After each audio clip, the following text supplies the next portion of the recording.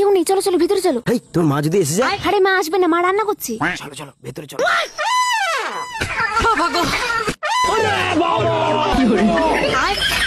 কিরে তোদের হাত পা ধুতে এত সময় লেগে গেল?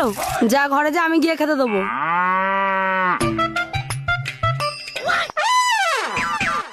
কিরে তোরা বাথরুমের ভেতরে এতটা ফেস ওয়াশ নষ্ট করেছিস? নিশ্চয়ই আমার মেয়েটার কাজ। টাকার জিনিস এভাবে কেউ নষ্ট করে? এই মেয়ে যা, মেঝে থেকে তুলে নিয়ে আয়। কি হলো, যা শিগগিরি। ঠিক আছে মা, যাচ্ছি। মা এই তো তুলে এনেছি। আমার হাতে রান্নার ঝাল লেগে আছে, তুই আমার মুখে লেপে দেবে, আমি চান করার সময় ধুয়ে নেবো। এখানে এখানে দে দে, ভালো করে দে, ভালো করে, নিচে যেন না পড়ে।